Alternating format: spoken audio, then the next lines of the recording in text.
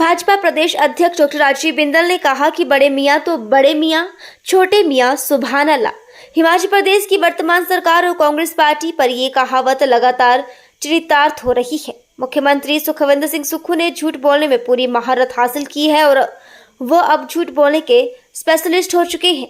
अब ये काम उन पर से नीचे की ओर चल पड़ा है। कांग्रेस के जिला स्तर के नेता, मंडल स्तर के नेता, विधानसभा स्तर के नेता और अपने गिरेबान से निकलकर कुछ भी झूठ बोलने की तैयारी में जुट गए हैं, परंतु उनके झूठ का साथ के साथ पर्दाफाश होते जा रहा है। डॉक्टर बिंदल ने कहा कि पिछले कल मुख्यमंत्री ने केंद्र सरकार पर टिप्पणी करते हुए कहा कि हमें सहयोग नहीं मिल रहा और उसी समय उनकी सरकार के वरिष्ठ मंत्री ने कहा कि हमें 700 करोड़ रुपए सड़कों के विकास के लिए मिल रहे हैं और हम केंद्रीय मंत्री नितिन गडकरी का आभार व्यक्त करते हैं।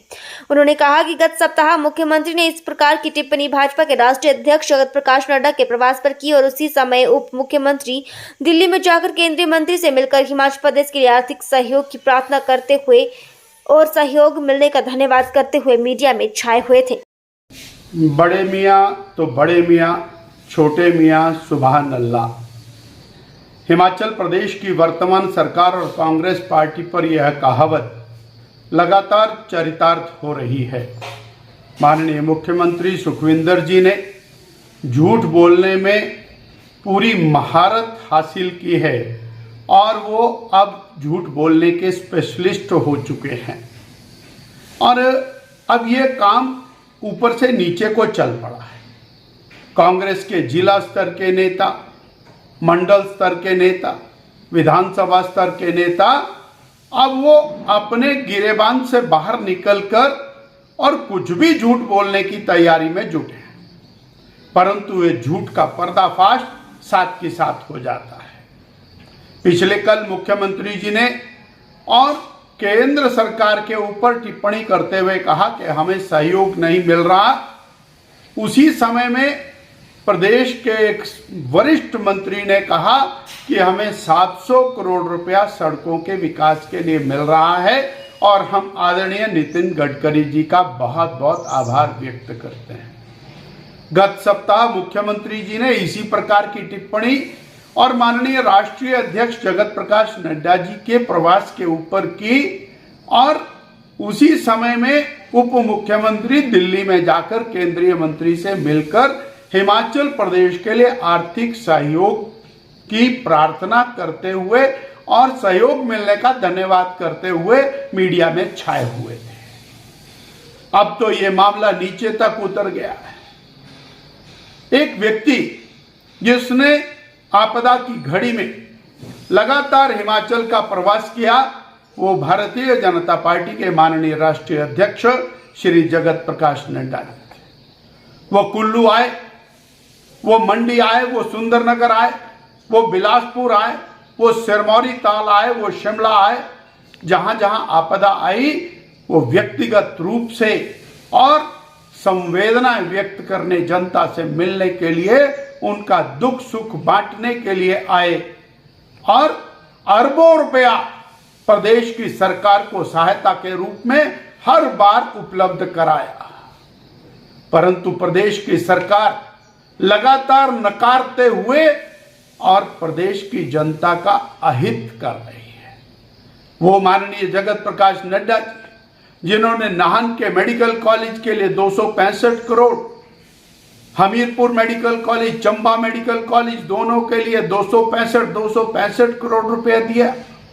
All India institute of medical sciences Himachal जैसी छोटी जगह के ऊपर बनाकर लगभग 3000 करोड़ रुपए का व्यय उसके ऊपर करते हुए हिमाचल को चिकित्सा के क्षेत्र के अंदर और सर्वोपरि उठाने का काम किया। ऊना के अंदर पीजीआई का सैटेलाइट टाउन देने वाले, सैकड़ों करोड़ रुपया मदर एंड चाइल्ड हॉस्पिटल और कैंसर हॉस्पिटल के लिए देने वाले के प्रति टिप्पणी करने वाले कांग्रेस के नेता अपने गिरेबान में झांके। उनसे तो अस्पताल में सफाई भी नहीं होती, अस्पताल में पानी तक नहीं दिया जाता।